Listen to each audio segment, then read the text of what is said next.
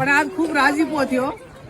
રાજીપો એ બાબતનો થયો કે સમાજે વગર મુકામેથી બંધારણ કર્યું એ પૂરેપૂરું સમાજ પાલન કરી દીધું. એટલે સમાજને બધાને નાથ ગંગાને ખૂબ ખૂબ વંદન કરું છું, આભાર માનું છું. અને બીજા સૌથી સારા સમાચાર એ મળ્યા કે બધા ઘંટિયામાં આમ કુંભામાં બધા રાવણામાં બેઠા હોય. મેં પૂછ્યું કે બેન આ પહેલી વખત આ વખતના 2 મહિનામાં આ લગ્નમાં એ ઠાકોર સમાજમાં અખાત્રીએ કોઈ જમીન નથી અડાણી મેલી, નથી કોઈએ વેચી કે નથી કોઈએ જમીન ઉપર લગ્ન પ્રસંગમાં કોઈએ ઉપાડ લીધો. આ લગભગ બધા ગામોની અંદર આ બધા સમાચાર સારા સમાચાર મળ્યા. નહીતર બંધારણ ના કર્યું હોત તો અખાત્રી આવે એટલે કાં તો કટકો અડાણો મેળવો પડે, કાં તો અડાણો હોય તો એના ઉપર લેવા પડે, અને તું ના હાલે એમ હોય તો પછી વેચવું પડે. આ 3 માંથી એક ગમે કઈ કરવું પડતું હતું. પણ બધા બુદ્ધિજીવીઓએ સમાજે બધી સાથે મળીને આ સમાજનું બંધારણ ખૂબ સારું કર્યું છે. આપણે કર્યું એટલે બીજા સમાજોએ 7-8 સમાજોએ કર્યું, અને એના કારણે વાતાવરણ પણ પૂરેપૂરું મળ્યું.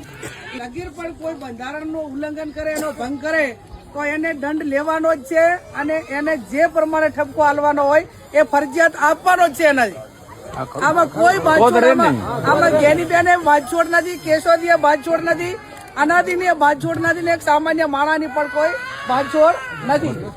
એટલે મહેરબાની કરીને કોઈ આજે સમાજે બંધારણ કર્યું છે એનો ચાહે ભંગ ના કરે, એના માટે પૂરેપૂરી ખબર રાખજો.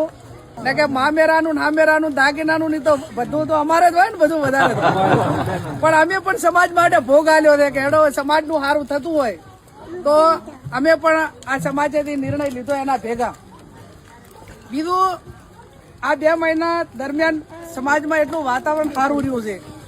આ ટાણે તમે જુઓ ને તો આ માંડવાનો બેહવાનો પ્રસંગ હોય કે રાવણાનો હોય કે અત્યારે વ્યવહારનો, તો આ ચાય દારૂની ગંધ નથી આવતી.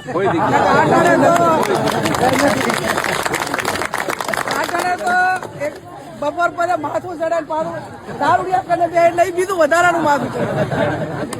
આજ તમે જુઓ, 8-10-12 ઠેકાણે આટલા ફરી પણ ચાય મને આ પ્રકારની બધી જોવા મળી નથી.